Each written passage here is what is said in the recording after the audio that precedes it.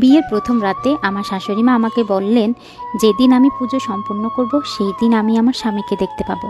কিন্তু রাতে পুজো করার আগেই আমার শাশুড়ি মা একটা পারফিউম লাগিয়ে আমার ঘরে আসতেন, আর আমার সঙ্গে সঙ্গে ঘুম চলে আসতো। এইভাবে আমার বাচ্চা হয়ে যায়, কিন্তু আজ অবধি আমি আমার স্বামীকে দেখতে পাইনি। একদিন আমি নাকে তুলো দিয়ে ঘুমাবার নাটক করি। সেই দিন আমার স্বামী আমার ঘরে আসে, আর তাকে দেখে আমার মাথার উপর আকাশ ভেঙে পড়ে, কারণ সে তো আমার একটা খুব ধনী পরিবারে বিয়ে হয়েছিল। আমি এতে খুব খুশি হয়েছিলাম, কারণ ছোটবেলা থেকে আমি আমার কোনো শখ আহ্লাদ পূরণ করতে পারিনি। তাই আমি টাকার মূল্য বুঝতাম। মা বাবার কাছে আমরা 2 টাকার জন্য মার খেয়েছি। যখন একটা বড়লোক পরিবার আমার বিয়ে হয়, তখন আমি কিছু জিজ্ঞেস করি না যে আমার বিয়ে কার সাথে হচ্ছে। আমি শুধু এটা জেনে খুশি ছিলাম যে আমি এই দরিদ্র থেকে বেরিয়ে একটা বড় রাজপ্রাসাদে গিয়ে থাকতে পারবো, যেখানে আমার অনেকগুলো কাজের লোক থাকবে, যাদেরকে আমি হুকুম করব, আর তারা সব কাজ করে দিবে। আমার বিয়ের দিন আমি বিশ্বাস করতে পারছিলাম না যে এত স্মার্ট আর দামি দামি জামা কাপড় পরা লোকগুলো আমার শ্বশুর বাড়ির লোক। তাদের চেহারা একটা উজ্জ্বলতা ছিল। আমাদের ঘর তো গরিবের ঘর। আমরা সব সস্তা মেকআপ করেছিলাম। তারপর তারা যখন আমাকে তাদের বাড়ি নিয়ে গেল, তখন তাদের বাড়িটা আমি দেখতেই থাকি। সেই বাড়ি তো নয়, যেন একটা রাজপ্রাসাদ।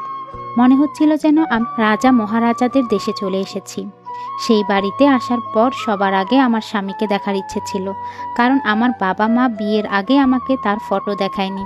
তারা বলেছিল যে তুই একটা ভালো মেয়ে, আর ভালো মেয়েরা বিয়ের আগে তাদের স্বামীকে দেখার জন্য জেদ করে না। আমি মনে করি একটা মেয়ে জানার অধিকার আছে তার কার সাথে বিয়ে হচ্ছে, কিন্তু আমার বাবা মা আমাকে সেই অধিকারটা দেয়নি। শ্বশুরবাড়িতে আমাকে আমার স্বামীর বদলে আমার শাশুড়ি মা স্বাগত জানায়, আর আমাকে আমার স্বামীর ঘরে নিয়ে যাবার বদলে শাশুড়ি মায়ের ঘরে নিয়ে গিয়ে রাখা হয়। আমি ভাবলাম হয়তো বিয়ের কোনো নিয়মকানুন বাকি আছে, সেগুলোই তারা পূরণ করতে আমাকে এখানে নিয়ে এসেছে। তারপর কিছু মহিলা আমার ঘরে আসে আর সব নিয়মকানুন পালন করে, কিন্তু আমার স্বামীর মুখটা ঢাকা ছিল, আর আমি তখন মাথা নিচু করে বসেছিলাম। তাই তখন আমি আমার স্বামীকে দেখার সুযোগ পেলাম না। সবাই ঘর থেকে বেরিয়ে যাওয়ার পর আমি আশা করেছিলাম যে আমার শাশুড়ি মা আমাকে আমার স্বামীর ঘরে নিয়ে যাবেন, কিন্তু এমনটা হয় না। তিনি ঘরের দরজাটা বাহির থেকে বন্ধ করে চলে যান। আমি ওনার ফেরার অপেক্ষায় বসে রইলাম। আধা ঘন্টা পরেও যখন উনি ফিরলেন না, তখন আমার চিন্তা হতে শুরু করে। আমার মাথায় উল্টাপাল্টা চিন্তা আসছিল। নিজের স্বামীকে দেখতেও খুব ইচ্ছে করছিল, কারণ বিয়ের পর সব মেয়েদের ইচ্ছে হয় তার স্বামী তাকে ভালোবাসুক, তার প্রশংসা করুক, দুটো ভালোবাসার কথা বল। বসে থাকতে থাকতে যখন আমার কোমর ব্যথা হয়ে যায়, আমি যখন উঠে দরজার দিকে যাচ্ছিলাম, তখনই দরজাটা খুলে যায়, আর আমার শাশুড়ি মা ঝড়ের মতন ঘরে প্রবেশ করেন। ঘরে ঢুকে উনি ভেতর থেকে দরজাটা বন্ধ করে দেন। উনি আমার পাশে এসে বসেন। তিনি কিছুক্ষণ আমার দিকে তাকিয়ে রইলেন, তারপর বললেন, বৌমা, আমি জানি তোমার মনের ভেতর কি চলছে। তুমি এটাই ভাবছো তো যে তোমার স্বামী এখনো কেন ঘরে এলো না, আর তোমার শাশুড়ি মা বারবার তোমার কাছে কেন আসছে। বৌমা, আমি চাই না তোমার উপর কারো নজর লাগুক। তুমি অবশ্যই তোমার স্বামীকে দেখবে, কিন্তু এখনো সেই সময় আসেনি। তুমি এক কাজ করো, এই শাড়িটা পাল্টে একটা হালকা শাড়ি পরে এসো, যাতে তুমি আরাম করে ঘুমাতে পারো। আমার শাশুড়ি মা খুব ভালো ছিলেন। ওনাকে দেখেই মনে হচ্ছিল উনি একজন ভালো মানুষ। তিনি খুব পুজো আচ্ছা করতেন। আমায় দেখে ভালো লাগে যে আমার শাশুড়ি মা বেশি মডার্ন নয়, কারণ আমি নিজেই একজন গরিব ঘরের সাদাসিধা মেয়ে ছিলাম। খুব বেশি মডার্ন লোকদের সাথে আমায় মানিয়ে নিতে অসুবিধা হতো। আমি শহরে চলাচল জানতাম না, এখনকার লোকদের মতন সাজতেও জানতাম না। আমি শাড়িটা পাল্টে কিছুক্ষণ ঠাকুরের কাছে এসে বসলাম। আমার মনের আশঙ্কার কথা আমি ঠাকুরকে বলি। আমি কিছুক্ষণ পুজো করলাম। পুজো শেষ হওয়ার পর আমি বিছানায় এসে শুয়ে পড়লাম। তারপর আমি কখন ঘুমিয়ে পড়ি আমি নিজেও জানি না। যখন ঘুম ভাঙে তখন আমি দেখি আমি আমার শাশুড়ি মার ঘরে আছি। আমার শাশুড়ি মা আমায় খুব যত্ন করছিলেন। উনি আমাকে একটা বালা জোড়া দিলেন আর বললেন, এইটা পরে নাও, বাড়িতে অতিথিরা এসেছে, তাদের সাথে তোমাকে দেখা করতে হবে। এখন সকাল হয়ে গেছে, তুমি তোমার স্বামীর সাথে পরে দেখা করে নিও। বাড়িতে অতিথিরা তোমাকে দেখতে আসছে। আমি ভালো জামা কাপড় পরে তৈরি হয়ে নিলাম। আমি বাড়ির নতুন বউ ছিলাম, তাই অনেকে আমাকে দেখতে এসেছিল, কিন্তু তারা এসে আমাকে অদ্ভুতভাবে দেখতে থাকে। সবাই আশ্চর্য হয়ে বলতে লাগে, এটাই ঋত্বিকের বউ। আমি বুঝতে পারলাম না সবাই এই রকম কেন করছে, কিন্তু তাদের মধ্যে কেউ ঋত্বিককে দেখতে চাইল না, ঋত্বিকের কথা জিজ্ঞেসও করলো না। সবাই আমাকে দেখতে ব্যস্ত। আমার যেন মনে হচ্ছিল সবাই আমার দিকে দয়ার চোখে তাকাচ্ছে, আর সবাই এটাই বলছে যে তোমার মঙ্গল হোক, উপরওয়ালা যেন তোমাকে সাহায্য করেন। এইসব দেখে আমার খুব অদ্ভুত লাগে। আমার শ্বশুরবাড়ির লোকেরা খুব ভালো ছিল, তারা আমার সাথে খুব ভালো ব্যবহার করছিল। তারা আমাকে এটা একবারও অনুভব করতে দেয়নি যে আমি এক একটা গরিব ঘরের মেয়ে, কিন্তু তখন আমি জানতাম না যে তারা আমাকে গরিব হওয়ার জন্য সহানুভূতি দেখাচ্ছিল, বরং আমার দুর্ভাগ্যের জন্য সহানুভূতি দেখাচ্ছিল। বিকেলবেলা আমার শাশুড়িমা আমাকে ওনার ঘরে নিয়ে গিয়ে বসালেন। উনি যখন ঘর থেকে বেরিয়ে যাচ্ছিলেন তখন আমি ওনাকে পিছু ডাকি। উনি বুঝতে পারেন যে আমি ওনাকে কেন ডাকছি। উনি বলেন, বৌমা, আমি জানি তুমি ঋত্বিককে দেখতে চাও, কিন্তু তাকে দেখার জন্য তোমাকে একটা কঠিন পরীক্ষা দিতে হবে, তারপরে তুমি তোমার স্বামীকে দেখতে পাবে। কিসের পরীক্ষা? আমি অবাক হয়ে জিজ্ঞেস করলাম। বৌমা, তোমাকে আগে প্রমাণ করতে হবে যে তুমি ঋত্বিকের যোগ্য। আমি বলি, আমি যদি ঋত্বিকের যোগ্য না হই তাহলে সে আমাকে বিয়ে করলো কেন? আমার শাশুড়িমা অবাক হয়ে বলেন, আরে নিজের স্বামীকে দেখার জন্য এত তাড়া কিসের? আমাদের পরিবারের মেয়েরা তো নিজের স্বামীকে দেখতে এতটাই লজ্জা পায় যে যখন তাদের বাড়িতে সম্বন্ধ দেখতে যাওয়া হয় তারা সামনেই আসতে চায় না। বিয়ের পরও তারা বেশ কিছুদিন তাদের স্বামীর দিকে তাকাতে লজ্জা পায়, কিন্তু আজকালকের মেয়েরা অন্যরকম। তারা তাদের স্বামীর সাথে কথা বলার জন্য ছটফট করে। আমার শাশুড়ির চিন্তাভাবনাগুলো খুব সেকালের। আমি আর কিছু বললাম না। আমি ভাবলাম, কতদিন আর উনি আমাকে আমার স্বামীর থেকে দূরে রাখতে পারবেন? ঋত্বিক নিশ্চয় আমাকে দেখার জন্য পাগল হয়ে যাচ্ছে। ছেলেদের যখন বিয়ে হয়ে যায় তখন তারা বউয়ের সাথে সময় কাটানোর জন্য অস্থির হয়ে ওঠে। তাই আমি ভাবলাম, মা আমাকে বেশি দিন আমার স্বামীর থেকে দূরে রাখতে পারবে না। এই ভেবে আমি চুপ করে গেলাম, কিন্তু আমি আমার স্বামীর দিক থেকে কোনো উদ্বেগ দেখতে পেলাম না। তাকে দেখার জন্য আমার মনটা ছটফট করছিল। রাতের বেলা যখন শাশুড়িমার ঘরে আসেন তখন আমি ওনাকে জিজ্ঞেস করি, আজকেও কি আমি আপনার সাথে শোবো? উনি বলেন, আচ্ছা নির্লজ্জ মেয়ে তো, তোমার স্বামীকে দেখার খুব তাড়া, তাই না? তাও আবার বিয়ের পরের দিনই। ঠিক আছে, চলো একটা কাজ করা যাক। তোমার স্বামী তোমার সাথে দেখা করবে, কিন্তু তোমাদের মধ্যে একটা পর্দা থাকবে। 7 দিন অন্তত এটাই চলবে। আর তোমাকে রোজ সকালে উঠে আরতি করতে হবে, আর শুতে যাওয়ার আগেও আরতি করে শুতে হবে। আমাদের পণ্ডিত মশাই এটাই বলে গেছেন যে বিয়ের 7 দিন তোমাকে পুজো করতে হবে, আর এই 7 দিন তুমি তোমার স্বামীকে দেখতে পাবে না। আমার ছেলেও পুজো পাঠ থেকে দূরে থাকে, তাই পণ্ডিত মশাই বলেছে যে তোমাকে এই নিয়ম পালন করতে হবে। 7 দিন মন দিয়ে পুজো করার পর সে তোমাকে দেখতে পাবে। এতে ঋত্বিকও শুধরে যাবে, তার উপরওয়ালার প্রতি বিশ্বাস জাগবে। আমার মনে হলো যে আমার শাশুড়ি মা মানুষ খারাপ নয়, উনি শুধু চান যে আমাদের দুজনের সম্পর্কের উপর উপরওয়ালার আশীর্বাদ থাকুক। তিনি চান আমরা সুখে সংসার করি, তাই আমাদের নতুন জীবন শুরু করার আগে তিনি আমাদের উপরওয়ালার আশীর্বাদ নিতে বলেছেন। আমি ওনার সিদ্ধান্তকে সম্মান করি। আমি বলি, ঠিক আছে মা, আমি এই নিয়ম পালন করতে প্রস্তুত। আমি সেই দিন থেকে এই নিয়ম মানতে শুরু করি। এটা দেখে আমার শাশুড়ি মা খুব খুশি হন আর বল, বৌমা, উপরওয়ালা তোমার মঙ্গল করুক। আশীর্বাদ করি তুমি আর ঋত্বিক যেন সুখী হও, তোমরা দুজন দুজনকে যেন ভালোবাসতে পারো। আমি মাকে এটা বললাম যে দিন আমি ঋত্বিকের সাথে 7 পাক ঘুরেছিলাম, সেদিন থেকেই আমি ওকে ভালোবাসতে শুরু করেছিলাম। সেই দিন রাতে মা আমায় বললেন, বৌমা, পণ্ডিত মশাই বলেছে যে তোমাকে দিনে 5 বার পুজো করতে হবে। আজ তুমি শুধু একবার পুজো করেছ, তাই আজ তোমার স্বামীর সাথে দেখা হবে না। আমি উদাস হয়ে গেলাম। তারপর ভাবলাম, ঠিক আছে, কোনো ব্যাপার না, আমি আমার স্বামীর জন্য দিনে 5 বার পুজো করতে প্রস্তুত। পরের দিন আমি মন দিয়ে 4 বার পুজো করলাম, কিন্তু রাতের পুজোটাই বাকি ছিল। আমি খুশি ছিলাম যে আজ আমি আমার স্বামীর সাথে কথা বলতে পারবো। আমি তার মুখ দেখতে পারবো না, কারণ মা বলে দিয়েছেন যে 7 দিনের আগে আমরা একে অপরের মুখ দেখতে পারবো না। আমি আমার স্বামীর সাথে কথা বলার জন্য অপেক্ষা করছিলাম।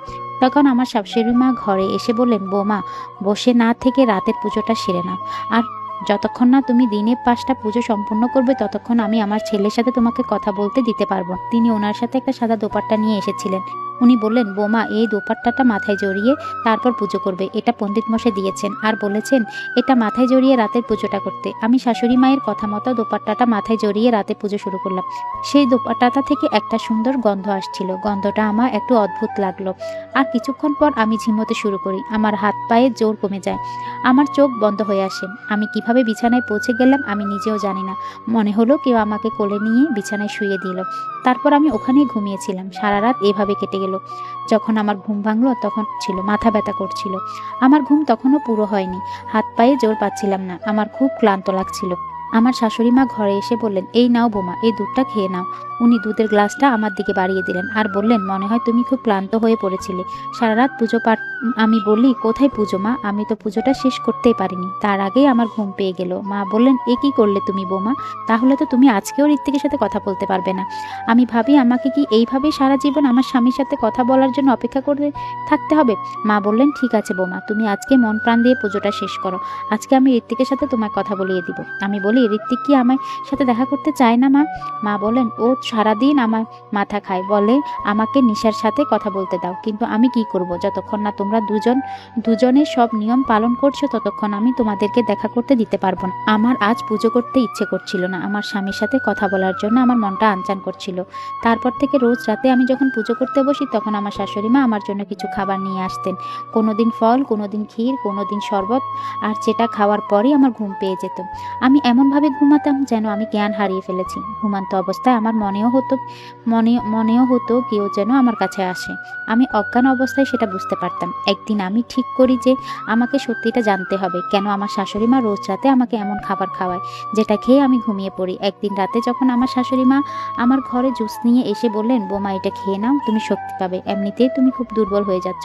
আমি মাকে পরিষ্কার করে বলে দিই যে আমি এই জুসটা খাবো না। আমি বলি, মা আজ আমার কিছু খেতে ইচ্ছে করছে না, আমি বরং পুজোটা সেরে নিই। মা বলে, পুজো তো করবে, কিন্তু তার আগে এটা খেয়ে নাও। আমি খুব জোর দিয়ে বলি, না মা, আমি খাবো না। আমার তেজ দেখে আমার শাশুড়ি মা ভয় পেয়ে যান। উনি বুঝতে পারেন যে আজ আমাকে কিছুতেই উনি কিছু খাওয়াতে পারবেন না। তাই উনি ঘর থেকে চলে যান। কিছুক্ষণ পর উনি একটা চাদর নিয়ে আসেন আর বলেন, বোমা তোমাকে আমি কতবার বলেছি পুজো করার আগে মাথায় একটা চাদর চাপা দিয়ে পুজো করবে। এই নাম, আমি তোমার জন্য একটা নতুন চাদর নিয়ে এসেছি। আমি সেই চাদরটা মাথায় চাপা দিয়ে নিলাম। তারপর সেটাই হলো যেটা আমি চাইছিলাম না। তারপর আমার খুব ঘুম পেয়ে গেল, আর আমি এত গভীর ঘুমে পড়লাম যে সারা রাত আমার চোখ খুলতে পারলাম না। যখন আমার ঘুম ভাঙলো তখন সকাল 8টা বাজছে। দেরি করে ঘুম থেকে উঠা আমার অভ্যাস ছিল না, কিন্তু আজ আমার উঠতে অনেকটাই দেরি হয়ে গেছে। তবে দেরি করে উঠার পরেও আমার মুডটা খুব ভালো ছিল, কারণ আমি বুঝে গেছি যে এরপর আমাকে কি করতে হবে। আমি আমার শাশুড়ির চালাকি থেকে বাঁচার জন্য উপায় খুঁজতে লাগলাম। আমি ঠিক করলাম এইবার আমি ওনার পর্দা ফাঁস করেই ছাড়বো। সেই দিন রাতে আমি ঘুমিয়ে পড়ার নাটক করলাম। রোজ রাতে আমার শাশুড়ি মা আমাকে ঘুম পাড়ানোর জন্য কিছু একটা করতেন, কিন্তু আজ আমি নিজে থেকে ঘুমিয়ে পড়ার ভান করলাম যাতে মা কিছু করতে না পারেন। আমি 10 মিনিট এভাবে শুয়ে থাকার পর আমার ঘরে কেউ একটা ঢোকে। সে ঘরে ঢুকে দরজাটা বন্ধ করে দেয়। তারপর আমি তার পায়ের আওয়াজ পাই। সে আমার দিকে আসছিল। সে আমার কাছে আসে। আমি অনুভব করতে পারি সে একজন পুরুষ মানুষ। সে এসে আমার গায়ে হাত দেয়, আর আমি আর সহ্য করতে পারি না। আমি চোখ খুলে উঠে বসি। তারপর আমি যাকে দেখি তাকে দেখে আমার মাথার উপর আকাশ ভেঙে পড়ে। আমি বিশ্বাস করতে পারি না যে আমাকে এত বড় ধোঁকা দেওয়া হয়েছে। আমার চোখ দিয়ে জল গড়িয়ে আসে। আমি আমার বিয়ে নিয়ে কত স্বপ্ন দেখেছিলাম, সব ভেঙে চুরমার হয়ে গেল। আমি দৌড়ে ঘর থেকে বেরিয়ে এলাম। আমার শাশুড়ি মা আমাকে বেরিয়ে আসতে দেখে হাঁ করে তাকিয়ে থাকে, আর চেহারা থেকে সব রং উড়ে যায়। আমি মাকে বলি, আপনি আমার সাথে এটা কেন করলেন? আমার জায়গায় যদি আপনার নিজের মেয়ে থাকতো তাহলে আপনি কি এটা করতে পারতেন? আমি খুব কাঁদছিলাম। মা বলেন, বৌমা এমন কথা বলো না, আমি তোমার চেক আপ করিয়েছি, তুমি মা হতে চলেছ। একদিন আমাদের বাড়িতে একজন দাইমা এসেছিলেন, তিনি তোমার চেক আপ করে গেছেন। আমার মাথার উপর আবার আকাশ ভেঙে পড়ে। আমি বলি, মা আপনি তো বলেছিলেন যে আপনার ছেলের সাথে দেখা করার জন্য আমাকে একটা পরীক্ষা দিতে হবে। সেই পরীক্ষা পাশ না করা অবধি আমি তার সাথে দেখা করতে পারবো না। তাহলে আমার পেটে বাচ্চা কি করে এলো? আপনি নিজে জানেন আপনি কি বলছেন। মা বললেন, বৌমা আমাকে ক্ষমা করে দাও, আমার কিছু করার ছিল না। নিজের ছেলে সুখের জন্য আমাকে এটা করতেই হতো। তার জন্য যদি আমি তোমার সাথে কোনো অন্যায় করে থাকি তাহলে আমাকে ক্ষমা করো। আমি ঠিক করি আমি আর এক মুহূর্তে এই বাড়িতে থাকবো না। মা বলে, বৌমা তুমি এই বাড়ি থেকে ছেড়ে যেও না, এখন তোমার পেটে আমাদের বংশের সন্তান আছে। কিন্তু আমি মায়ের কোনো কথাই শুনলাম না। আমি সোজা ঘরে গিয়ে নিজের জিনিসপত্র প্যাক করে বাড়ি ছেড়ে বেরিয়ে যাই। আমি সোজা আমার বাবা মায়ের কাছে গিয়ে উঠি। আমার মা বলেন, বেটা আমাদের ক্ষমা করে দাও, আমরা এই সব কিছুই জানতাম, আমরা তোমাকে ইচ্ছে করে কিছু বলিনি। আমি বলি, তোমরা আমার সাথে এটা করতে পারলে? তোমরা তো আমার নিজের লোক, তোমরা আমার সাথে এত বড় বিশ্বাসঘাতকতা কি করলে? মা বলে, আমাদের কিছু করার ছিল না, আমরা মেয়েরা বাবা মা আর মেয়ের বাড়ির লোকেরা খুব নিরুপায় হয়। আমি বলি, তোমরা নিরুপায় ছিলে না, তোমাদের লোভ বেড়ে গেছিল। তোমাদের সাথে এভাবে কথা বলতে আমার ভালো লাগছে না, কিন্তু কি করব, তারা আমার সাথে বিশ্বাসঘাতকতা করেছে। তখন আমি দেখি দরজার কাছে আমার বোন দাঁড়িয়ে আছে। তাকে দেখে মনে হচ্ছিল সেও তার স্বামীর সাথে ঝগড়া করে এসেছে। আমি জিজ্ঞেস করি, তুইও তোর শ্বশুরবাড়িতে সুখী নয়? সে বলে, তুই যখন তোর শ্বশুরবাড়িতে সুখী হতে পারিস না তখন আমি কি করে হব? তোর তো এত বড় বাড়িতে বিয়ে হয়েছে, আর আমার বাড়িতে রোজ দুবেলা দুমুঠো খাওয়ার জন্য পয়সা থাকে না। পয়সার জন্য আমাদের বাড়িতে রোজ ঝগড়া হয়। আমার বর আমাকে মারধর করে। একবেলা খাওয়ার জোগাড় করতে আমরা পাগল হয়ে যাই। আমরা এখন 2 বোন মা বাবার ঘাড়ে এসে বসে আছি। আমি কিছু বুঝতে পারলাম না যে আমার মা বাবার উপর খুব চাপ পড়ছিল। আমার বরাবরই সেই রাতের কথা মনে পড়ে যায় যখন আমার ঘরে কেউ একটা ঢুকেছিল, আর আমি চিৎকার করে আমার শাশুড়ি মায়ের কাছে চলে গেছিলাম। আমার ঘরে যে এসেছিল সে আর কেউ নয়, সে আমার স্বামী। আমি আমার আমার স্বামীকে সেদিন প্রথম দেখি। সে এতটাই খারাপ দেখতে যে তাকে দেখে আমি ভয় পেয়ে যাই। আমি জানি না সে জন্ম থেকে এরকম দেখতে নাকি কোনো দুর্ঘটনার কারণে এরকম হয়ে গেছে। সে যাই হোক, আমার স্বামী দেখতে একদম ভালো নয়। একদিন রাতে আমি ভাবি যে আমি বাবা মায়ের উপর খুব চাপ ফেলছি। বাবা মা যাই করছে বাধ্য হয়ে করেছে। আমাকে এই ছেলেটার সাথে বিয়ে না দিয়ে আর কোনো উপায় ছিল না, কারণ আমরা খুব গরিব ছিলাম। আর গরিব ঘরের মেয়েকে কেউই ঘরে আনতে চায় না। তাদের বিয়ে দিতে হলে অনেক টাকা নগদ দিতে হয়। আমার শাশুড়ি মা যেটা করেছে বাধ্য হয়ে করেছে। সব মা বাবাই চায় তাদের ছেলেরা সংসার করুক, সবাই চায় নাতি নাতনির মুখ দেখতে। আমার স্বামী তার মাকে বলেছিল যে তার চেহারাটা আমার থেকে লুকিয়ে রাখতে, কারণ তার মতো খারাপ দেখতে ছেলের সাথে কোনো মেয়ে সংসার করতে চাইবে না। আমি আবার মা বাবার মুখের দিকে তাকিয়ে একটা সিদ্ধান্ত নিলাম। আমি ঠিক করলাম যে আমি ঋত্বিকের সাথে সংসার করব। আমি নিজের জিনিসপত্র গুছিয়ে আমার শ্বশুরবাড়িতে চলে এলাম, যেখানে আমার স্বামী আর শাশুড়ি মা আমার জন্য অপেক্ষা করছিলেন। ঋত্বিক আমার কাছে এসে বলে, আমাকে ক্ষমা করে দাও, আমি তোমার সাথে অন্যায় করেছি, আমি তোমাকে ঠকিয়েছি, কিন্তু বিশ্বাস করো আমার মনটা খুব ভালো, আমি তোমার সব কথা শুনবো। আমার শাশুড়ি মা আমার কাছে ক্ষমা চাইলেন, আমি ওদের ক্ষমা করে দিলাম আর ঠিক করলাম ঋত্বিকের সাথেই থাকবো। ধন্যবাদ। গল্পটি কেমন লেগেছে অবশ্যই জানাবো।